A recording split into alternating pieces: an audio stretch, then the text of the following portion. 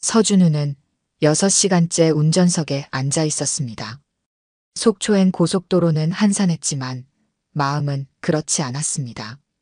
집밥연구소의 시장 가치는 이미 3천억을 넘어섰습니다. 반찬 정기구독 서비스로 시작한 스타트업이 이제는 대기업의 인수 제한을 고민하는 위치에 올랐습니다. 하지만 그는 다른 선택을 했습니다. 속초의 전통 젓갈 제조업체를 인수하여 수직 계열화를 완성하는 것. 그것이 그의 결정이었습니다. 차량이 바닷가 근처 골목으로 들어섰습니다. 내비게이션은 목적지까지 200m를 안내했습니다. 백미러에 비친 얼굴은 지친 기색이 역력했습니다. 38의 얼굴에는 세월의 무게가 담겨 있었습니다. 김민호에서 서준우로 개명한 후 그는 오직 앞만 보고 달려왔습니다. 대학 검정고시, 독학사, 창업까지 과거를 지우는 것만이 살아남는 길이라 믿었습니다. 골목 끝에서 낡은 2층 목조 건물이 모습을 드러냈습니다. 바다 풍경이라는 간판이 달린 게스트하우스였습니다. 주변의 허름한 건물들과는 달리 예술적 감각이 느껴졌습니다. 창가에는 화분들이 가지런히 놓여 있었고 나무 벤치와 테이블이 아기자기하게 배치되어 있었습니다. 현관 앞 쇼윈도에는 흑백 사진들이 전시되어 있었습니다. 거친 파도와 고요한 바다, 새벽 안개 속 등대까지 모든 사진에는 작가의 시선이 깃들어 있었습니다. 이야기를 계속하기 전에 구독과 좋아요 꾹 눌러주시고 매일 배달되는 사연 들어보세요. 알림 설정까지 해두시면 이야기가 올라오자마자 들으실 수 있답니다. 여러분들의 응원은 사연 제작에 정말 큰 힘이 됩니다. 주차를 마치고 짐을 들고 현관으로 향하는데 15살쯤 되어 보이는 소년이 카메라를 들고 서 있었습니다. 검은 패딩 점퍼에 청바지를 입은 평범한 차림새였지만 그의 눈빛만은 범상치 않았습니다. 카메라의 각도를 이리저리 조절하며 건물의 전경을 담아내는 모습이 전문가처럼 보였습니다. 체크인하러 왔습니다. 소년은 카메라에서 눈을 떼고 준우를 바라보았습니다. 등줄기로 한기가 흘렀습니다. 그 눈빛은 20년 전 보육원의 자신과 닮아 있었습니다. 날카로운 관찰력과 예술가의 감성이 깃든 눈빛이었습니다. 서준우 님이시죠? 어머니께서 기다리고 계십니다. 로비로 들어서자 실내는 바다 내음과 은은한 커피 향이 뒤섞여 있었습니다. 벽면을 가득 채운 흑백 사진들이 시선을 사로잡았습니다. 파도가 부서지는 순간, 갈매기가 날아오르는 찰나, 일출 직전의 어스름한 바다까지. 모든 사진에는 깊이 있는 시선이 담겨 있었습니다. 도윤이라고 자신을 소개한 소녀는 자신의 작품도 보여주었습니다. 게스트하우스의 일상을 담은 사진들은 놀라울 정도로 완성도가 높았습니다. 창가에 걸린 빨래, 커피잔을 닦는 손길, 햇살이 비치는 계단까지 평범한 일상의 순간들이 예술로 승화되어 있었습니다. 준우의 시선은 책상 위에 놓인 스케치북으로 향했습니다.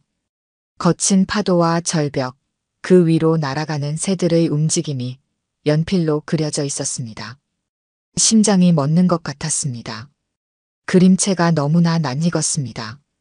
선의 흐름, 명암의 대비, 구도의 잡는 방식까지 마치 20년 전 자신이 그린 그림을 보는 것 같았습니다. 제가 찍은 사진들로 블로그도 운영하고 있습니다. 어머니께서 사진을 가르쳐 주셨죠.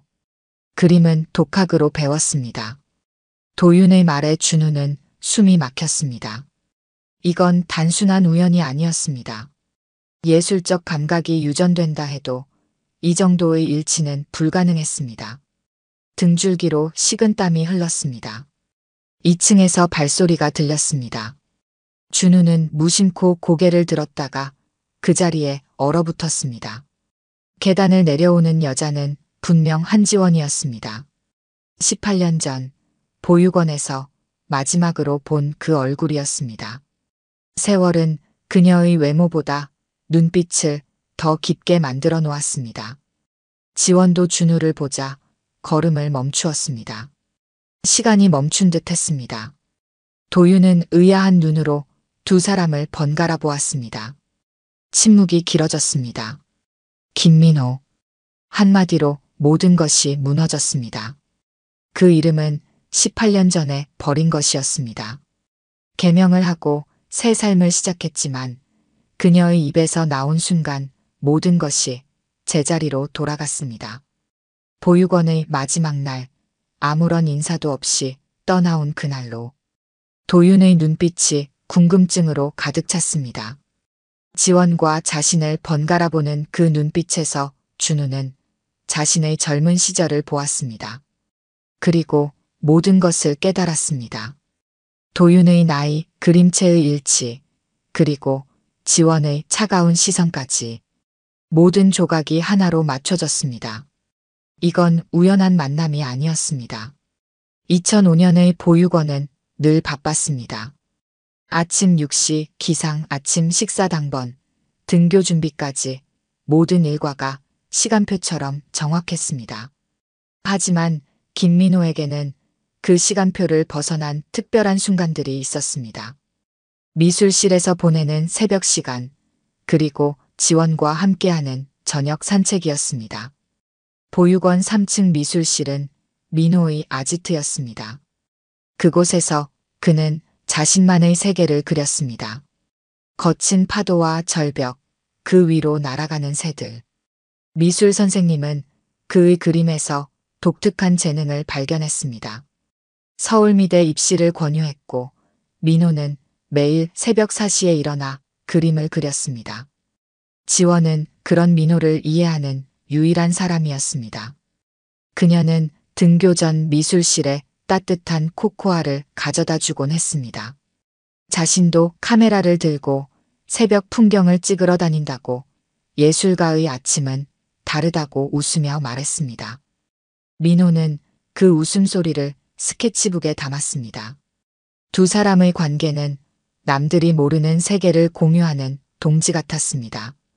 지원은 사진으로, 민호는 그림으로 각자의 시선을 기록했습니다. 주말이면 바닷가로 나가 해 뜨는 모습을 기다렸습니다. 지원은 카메라 셔터를 누르고 민호는 스케치북을 펼쳤습니다. 같은 풍경을 보며 서로 다른 예술을 만들어내는 시간이었습니다. 첫 키스는 여름밤이었습니다. 보육원 옥상에서 별을 보다가 자연스럽게 이루어졌습니다. 서툴렀지만 진심이었습니다. 그날 이후 두 사람은 더 가까워졌습니다. 지원은 민호의 스케치북에 시를 적어주었고 민호는 지원의 사진 아래 그림을 그려 넣었습니다. 가을이 깊어질 무렵 민호는 자신의 생일이 다가오는 것이 두려워졌습니다. 18살이 되는 순간 보육원을 나가야 한다는 규칙은 절대적이었습니다. 원장은 그를 불러 앉혔습니다. 자립지원금으로 시작할 수 있는 일들을 설명했습니다. 검정고시 학원이나 기술교육원을 추천했습니다. 미대 입시는 현실적이지 않다고 했습니다. 마지막 날 민호는 지원에게 말하지 못했습니다. 새벽에 짐을 싸서 나온 것은 이별을 감당할 자신이 없어서였습니다. 지원의 책상에 그림 한 장을 남겼습니다. 둘이 본 마지막 일출 풍경이었습니다. 뒷면에는 잘 지내라는 짧은 메시지만 적었습니다. 이름을 바꾸고 새로운 삶을 시작하겠다는 계획은 이미 세워두었습니다. 지원은 일주일 후에야 민호의 부재를 실감했습니다. 새벽 미술실은 텅 비어 있었고 그의 흔적은 어디에도 없었습니다. 분노와 배신감이 밀려왔습니다. 하지만 그보다 더 큰 감정이 그녀를 덮쳤습니다. 구토와 어지러움이 시작되었고 병원은 잔인한 현실을 알려주었습니다. 임신 8주, 17살의 지원은 진료실에서 나오며 온 세상이 적으로 돌변하는 것을 느꼈습니다. 보육원 선생님들의 시선이 달라졌습니다. 누군가는 안타까워했고 누군가는 혀를 찼습니다. 입양을 권하는 목소리가 높아졌습니다.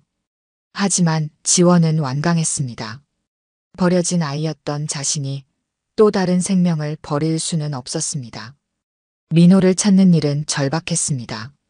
지원은 교복을 입은 채로 서울 시내 보육원들을 돌았습니다.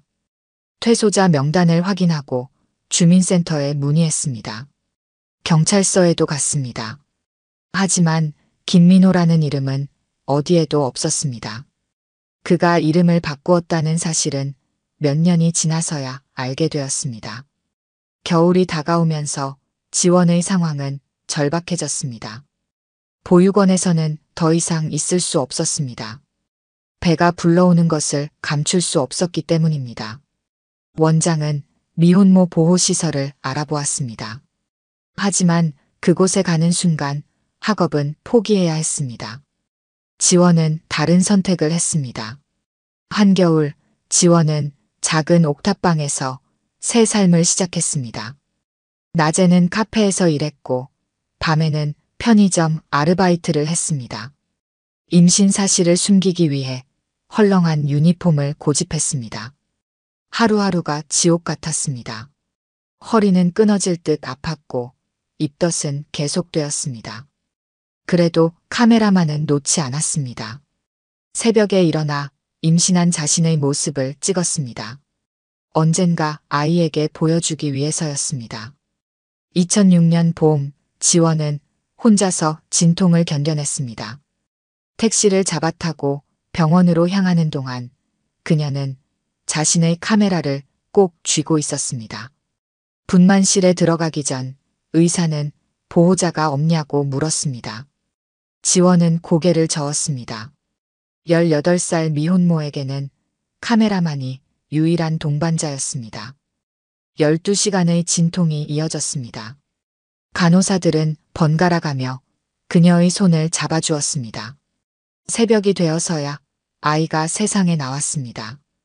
첫 울음소리를 들었을 때 지원은 자신의 탯줄도 끊어지는 것 같은 고통을 느꼈습니다. 그것은 육체의 고통이 아닌 이제 자신이 누군가의 어머니가 되었다는 무게감이었습니다. 신생아실의 창 너머로 아들을 바라보았습니다. 까만 눈동자는 분명 민호를 닮아 있었습니다. 지원은 카메라를 꺼내 그 모습을 담았습니다. 언젠가 아이에게 보여줄 첫 번째 사진이었습니다. 이름은 도윤이라고 지었습니다. 길을 찾아 빛날 아이라는 뜻이었습니다.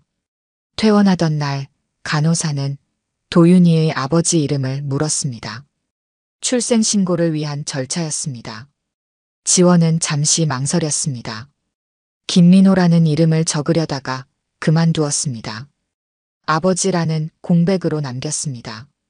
도윤이는 자신의 아이였습니다. 오롯이 자신만의.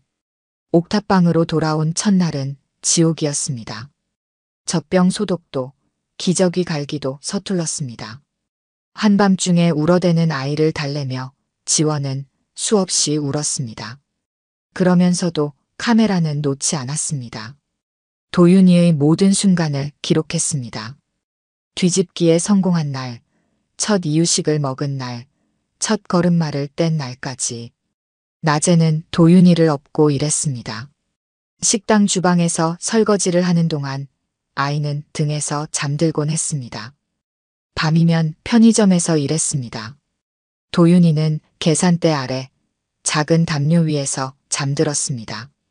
손님들의 시선은 따가웠습니다. 동정과 멸시가 뒤섞인 눈빛들이었습니다. 그래도 도윤이는 건강하게 자랐습니다. 걸음마를 시작하자 세상은 그의 놀이터가 되었습니다. 옥상 화분 사이를 뛰어다니고 골목길의 고양이를 쫓아다녔습니다. 지원은 그런 아들을 보며 처음으로 자신의 선택이 옳았다고 믿었습니다. 도윤이가 3살이 되던 해 지원은 아들의 재능을 발견했습니다.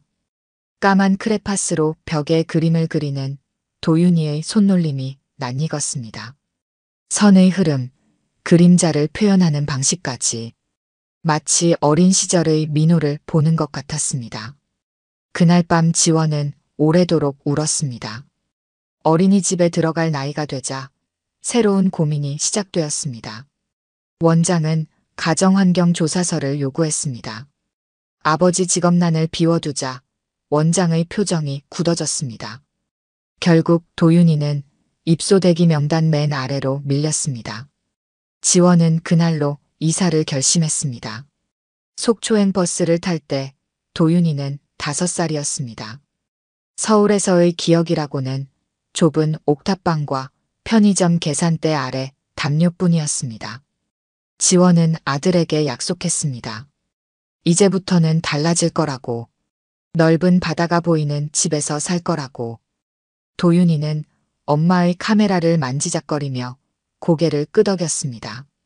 바닷가 게스트하우스는 우연히 발견했습니다. 폐업 직전이었지만 지원의 눈에는 가능성이 보였습니다. 적금을 깨고 보증금을 마련했습니다. 낡은 가구들을 직접 수리했고 벽지도 새로 발랐습니다. 도윤이는 그런 엄마를 돕겠다며 작은 망치를 들고 다녔습니다. 김민호는 서준우가 되어 모든 것을 버렸습니다. 6,000원짜리 순대국밥으로 하루를 버티며 검정고시 학원을 다녔습니다. 낮에는 식당 배달을, 밤에는 편의점 알바를 했습니다. 그리고 새벽이면 독학사 교재를 펼쳤습니다. 1시간이라도 더 공부하기 위해 편의점 화장실에서 양치질을 하고 바로 학원으로 향했습니다. 20살에 검정고시에 합격했습니다. 21살에 독학사를 땄습니다. 경영학 전공이었습니다. 그림은 잊었습니다. 예술은 사치였습니다. 이력서에는 학벌 대신 경험을 채웠습니다. 배달 음식점 창업과 실패, 편의점 야간 매니저, 도시락, 체인점 점장까지 모든 실패는 밑거름이 되었습니다. 30에 집밥연구소를 창업했습니다. 자본금은 1,000만 원이었습니다. 보증금 빼고 남은 자립지원금 300과 대출금 700으로 시작했습니다. 처음에는 혼자서 장을 보고 반찬을 만들고 배달까지 했습니다. 식재료비를 아끼려고 새벽 시장을 뒤졌고 전기세를 줄이려고 영업이 끝난 식당 주방을 빌렸습니다. 전화기에는 3개의 번호만 저장했습니다. 식자재 납품업체, 배달대행업체, 그리고 세무사 번호였습니다. 인맥도 취미도 사치였습니다. 오직 일만 했습니다. 집은 월세방이었고 차는 중고 포터였습니다. 모든 수익은 회사로 들어갔습니다. 전환점은 은행원의 실수였습니다. 대출 만기를 착각한 은행이 독촉장을 발송했고 뉴스에 실렸습니다. 청년 사업가의 선전, 은행의 실수로 위기. 그 기사는 정부 지원 사업의 모범 사례가 되었고 투자자들의 관심을 끌었습니다. 35에 첫 투자를 받았습니다. 50억이었습니다. 사업은 기하급수적으로 성장했습니다. 인공지능으로 고객 취향을 분석하고 전국 산지 직송으로 원가를 낮췄습니다. 매출은 1,000억을 돌파했고 직원은 300명을 넘었습니다. 더 이상 김민호의 그림자는 찾을 수 없었습니다. 서준우는 완벽했습니다. 한편 속초에서는 또 다른 이야기가 시작되고 있었습니다. 지원의 게스트하우스는 입소문을 타기 시작했습니다. 사진작가의 시선으로 꾸민 공간은 색달랐습니다. 벽면을 가득 채운 흑백 사진들은 게스트들의 시선을 사로잡았고 그녀의 감각은 SNS에서 화제가 되었습니다. 도윤이는 어머니의 든든한 지원군이었습니다. 8살의 나이에도 투숙객 응대를 돕고 어머니의 사진 작업에 의견을 냈습니다. 그의 미적 감각은 날이 갈수록 깊어졌습니다. 카메라를 들고 바닷가를 누비는 모습은 어린 시절 지원과 닮아 있었습니다. 게스트하우스 2층 도윤이의 방에는 드로잉북이 쌓여갔습니다. 파도와 절벽, 새들의 움직임이 종이 위에서 살아 숨쉬었습니다. 지원은 그 그림들을 보며 가슴 한켠이 아려왔습니다. 도윤이의 타고난 재능은 분명 그의 것이었습니다. 하지만 그녀는 침묵했습니다. 아들이 자신만의 길을 찾기를 바랐습니다. 겨울 아침의 찬 공기가 게스트하우스를 감쌌습니다. 준우는 창틀에 맺힌 서리를 바라보며 밤새 뒤척인 몸을 일으켰습니다. 아래층에서 들려오는 발소리와 그릇 부딪히는 소리가 현실감을 더했습니다. 어제의 일이 꿈이 아니었습니다. 이 게스트하우스에는 자신의 피가 흐르는 아이가 있었습니다. 식당으로 내려가는 계단 중간에서 준우는 걸음을 멈추었습니다. 창가에 앉은 도윤의 뒷모습이 보였습니다. 새벽부터 일어나 그림을 그리는 모습은 20살의 자신과 똑같았습니다. 스케치북을 바라보는 각도, 연필을 쥐는 손가락의 모양, 지우개로 명암을 표현하는 방식까지 닮아 있었습니다. 도윤의 스케치북 위로 겨울 아침 햇살이 비쳤습니다. 페이지마다 정교한 캐릭터 드로잉이 가득했습니다. 갑옷을 입은 전사의 근육 하나하나가 살아있었고 마법사의 망토주름은 바람을 품고 있었으며 궁수의 시위를 당기는 손끝에는 힘이 실려 있었습니다. 단순한 모사가 아닌 창조의 흔적이었습니다. 지원이 주방에서 커피를 들고 나왔습니다. 그녀는 도윤의 등 뒤에 서서 아들의 그림을 바라보았습니다. 한숨이 나오려는 것을 참는 듯한 표정이었습니다. 도윤의 재능은 이제 감출 수 없는 진실이 되어 있었습니다. 그것은 DNA가 빚어낸 가장 확실한 증거였습니다. 준우는 테이블에 앉았습니다. 도윤이 고개를 들어 그를 바라보았습니다. 그 눈빛에는 세상을 그림으로 담아내려는 예술가의 열정이 깃들어 있었습니다. 20살의 김민호가 그랬듯이 도윤도 선과 면으로 자신만의 세계를 만들어내고 있었습니다. 커피 향이 식당을 채웠습니다. 지원은 창밖의 바다를 바라보았습니다. 겨울 바다는 차갑게 일렁였고 철썩이는 파도 소리가 침묵을 깨뜨렸습니다. 준우는 도윤의 스케치북에 시선을 고정한 채 묵직한 질문을 던질 수밖에 없었습니다. 도윤은 자신의 아들이었습니다. 지원의 답은 돌아오지 않았습니다. 그녀는 도윤에게 등교 시간을 알렸고 아들은 조용히 가방을 챙겼습니다. 현관문이 닫히는 소리가 들렸습니다. 남겨진 식당에는 겨울 아침의 차가운 긴장감만이 남았습니다. 벽에 걸린 흑백 사진들이 두 사람의 과거를 무언으로 증언하고 있었습니다. 지원은 카운터 아래 서랍을 열었습니다. 그곳에는 오래된 사진 한 장이 있었습니다. 찢으려다 찢지 못한, 불태우려다 불태우지 못한 사진이었습니다. 17의 자신과 18의 민호가 보육원 옥상에서 찍은 사진이었습니다. 그날은 민호가 떠나기 한 달 전이었습니다. 이런 날이 올 줄 알았습니다. 지원의 목소리는 차가웠습니다. 그녀는 사진을 준우 앞에 내려놓았습니다. 시간은 사진 속 두 사람의 미소를 바래게 만들었지만 그날의 기억만은 선명했습니다. 카메라 셔터가 눌리던 순간 민호가 자신의 허리를 감싸 안던 온기, 앞으로 영원히 함께하자던 약속까지. 준우는 사진을 집어들었습니다. 18살의 자신이 환하게 웃고 있었습니다. 그때는 그림으로 세상을 바꿀 수 있다고 믿었습니다. 하지만 현실은 냉혹했습니다.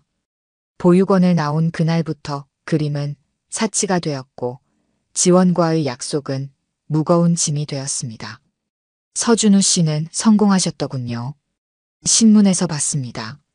고아 출신 청년 사업가의 성공 신화라고. 지원의 말에는 18년의 고독이 묻어 있었습니다. 그녀는 도윤의 초등학교 졸업사진을 꺼냈습니다. 단체 사진 속 도윤의 옆자리는 비어 있었습니다. 아버지가 참석하는 졸업식 날 도윤은 혼자 서 있어야 했습니다. 도윤이가 처음 아버지를 물었을 때가 5살이었습니다. 친구들은 모두 아빠가 있는데 자신은 왜 없냐고. 그때 저는 하늘나라에 계신다고 했습니다. 거짓말이 거짓말을 낳았고 도윤이는 매년 아버지의 제사상을 차렸습니다. 방 안의 공기가 얼어붙었습니다. 준우는 자신의 발밑으로 무너져 내리는 것을 느꼈습니다. 18년간 쌓아온 서준우라는 존재가 한순간에 와해되는 기분이었습니다. 창밖으로는 또다시 눈이 내리기 시작했습니다. 처음 임신 사실을 알았을 때 저는 민호 씨를 미치도록 찾아다녔습니다. 보육원, 주민센터, 경찰서까지. 하지만 김민호라는 이름은 어디에도 없었습니다. 그때는 몰랐습니다. 당신이 이름을 바꾸고 새로운 삶을 시작했다는 것을. 지원은 낡은 사진첩을 펼쳤습니다. 그곳에는 도윤의 성장 기록이 가득했습니다. 베넷병원에서 찍은 사진부터 첫 돌, 첫 걸음마, 어린이집 입학식까지 모든 순간에 아버지의 자리는 비어 있었습니다. 힘들었습니다. 18배 미혼모가 된다는 게 어떤 것인지 아십니까? 병원에서 분만대에 누워있을 때 손 하나 잡아줄 사람이 없었습니다. 도윤이가 처음 울음을 터뜨렸을 때 그 소리가 얼마나 무서웠는지. 준우는 고개를 숙였습니다. 지원의 이야기는 계속되었습니다. 편의점 카운터 아래서 잠든 아기를 달래던 밤들, 등에 아이를 업고 설거지를 하던 새벽들, 혼자서 이유식을 만들어가며 울던 순간들. 그녀의 모든 시간은 도윤이었습니다. 현관문이 열리고 도윤이 들어섰습니다. 학교가 일찍 끝났다며 가방을 내려놓는 아들의 모습에 지원과 준우는 대화를 멈추었습니다. 도윤은 두 사람의 붉어진 눈가를 보았습니다. 방과 후 미술 수업을 듣고 온 도윤의 스케치북에는 새로운 그림이 가득했습니다.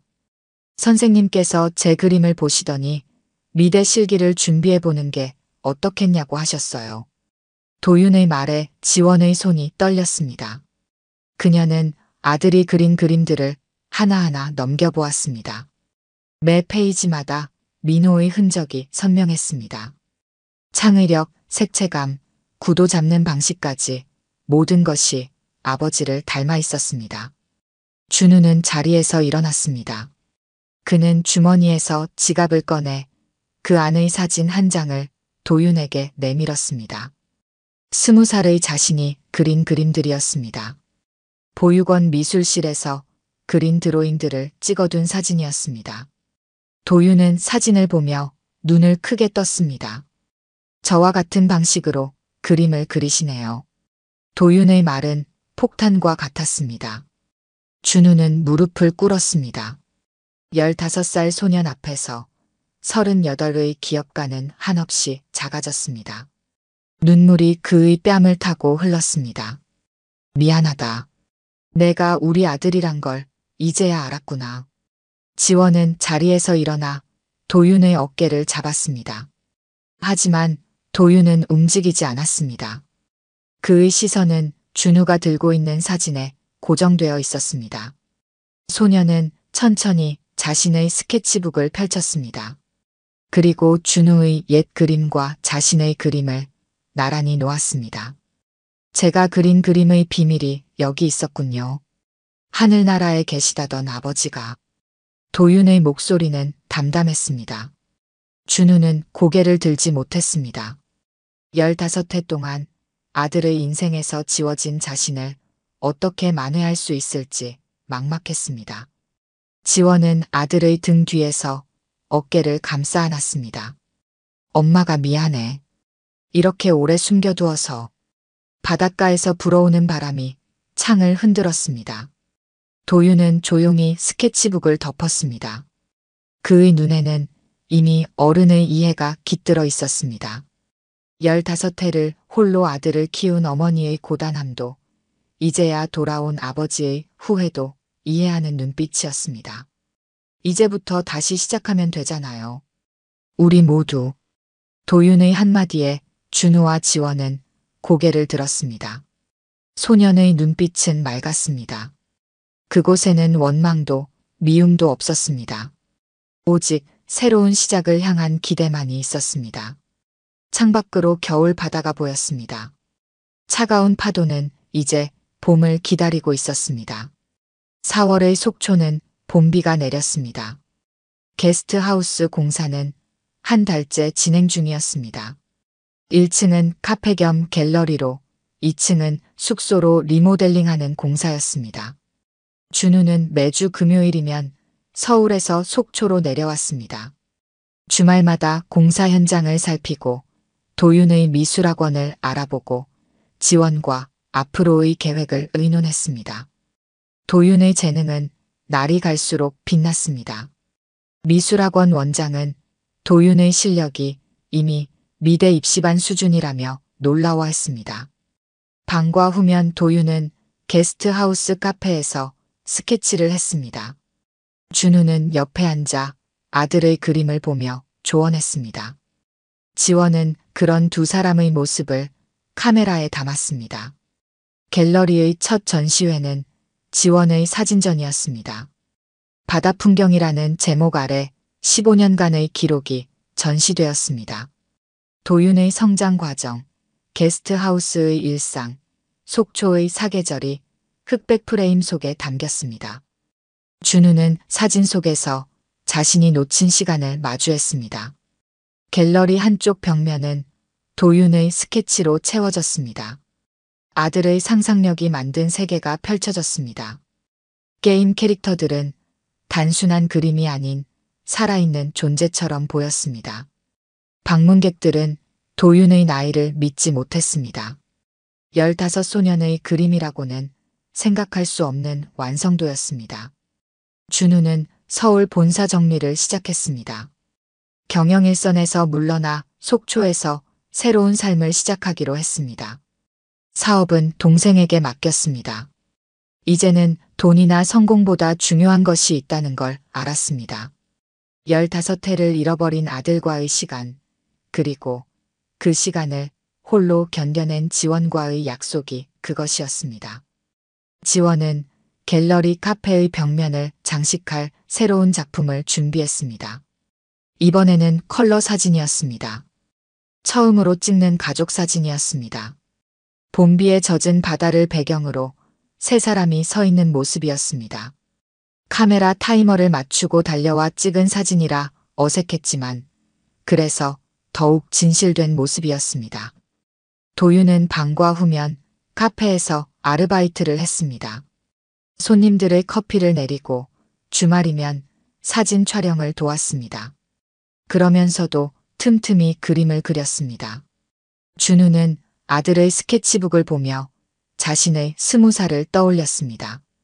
포기했던 꿈이 아들을 통해 다시 살아났습니다. 그리고 마침내 게스트하우스 겸 갤러리 카페 바다 풍경이 새롭게 문을 열었습니다. 속초의 봄바다는 따스했습니다. 첫날부터 입소문이 나 사람들이 몰려들었습니다. 지원의 사진과 도윤의 그림이 만들어낸 공간은 보는 이들의 마음을 적시는 힘이 있었습니다. 도윤은 카운터에서 음료를 만들며 손님들과 이야기를 나눴습니다. 그의 꿈은 게임 그래픽 디자이너가 되는 것이었습니다. 준우는 아들의 꿈을 전폭적으로 지지했습니다. 지원은 두 사람의 대화를 들으며 미소 지었습니다. 과거의 상처는 아물어가고 있었습니다. 저녁이 되어 카페 문을 닫았습니다. 테이블에 둘러앉아 첫날의 피로를 풀며 도윤이 말했습니다. 우리 가족만의 갤러리를 열고 싶다고. 엄마의 사진과 자신의 그림, 그리고 아빠의 옛 스케치들로 채우고 싶다고. 준우와 지원은 서로를 바라보았습니다. 도윤의 말 속에는 새로운 시작에 대한 확신이 담겨 있었습니다. 겨울의 끝자락, 도윤은 미대 입시 준비에 몰두했습니다. 게스트하우스 카페 한켠에 마련된 작업실에는 밤늦게까지 불이 켜져 있었습니다. 준우는 매주 서울의 입시 학원 정보를 가져왔고 지원은 아들의 늦은 작업을 위해 따뜻한 차를 준비했습니다. 도윤의 입시 포트폴리오는 게임 캐릭터 시리즈였습니다. 파도와 바람을 닮은 전사들, 속초의 일출을 담은 마법사들, 겨울 바다의 신비로움을 표현한 궁수들. 그의 작품 속에는 아버지의 예술혼과 어머니의 감성이 녹아 있었습니다. 입시학원 선생님들은 그의 재능을 보며 놀라움을 감추지 못했습니다. 지원의 사진전은 성황리에 진행되었습니다. 바다 풍경이라는 제목 아래 15회의 기록이 전시되었습니다. 도윤의 성장 과정, 게스트하우스의 일상, 속초의 사계절이 흑백 프레임 속에 담겼습니다. 마지막 작품은 처음으로 찍은 가족 사진이었습니다. 비록 타이머로 찍어 어색했지만 세 사람의 미소는 진실되었습니다. 도윤의 책상 위에는 2개의 액자가 놓였습니다. 하나는 17살의 지원과 18살의 민호가 함께 찍은 사진이었고, 다른 하나는 지난 봄에 찍은 세 사람의 가족 사진이었습니다. 도윤은 매일 밤 2사진을 보며 그림을 그렸습니다. 그의 손끝에서 과거와 현재가 만나 새로운 미래를 그려내고 있었습니다. 오늘 들려드린 이야기가 여러분의 마음에 작은 울림이 되었기를 바랍니다. 아까 깜빡하신 분들이 계셨다면 좋아요와 구독 부탁드려요. 다음 사연을 들려드리는데 큰 힘이 된답니다. 그리고 여러분의 이야기도 댓글로 들려주세요. 다음 이야기 때 또 뵙겠습니다.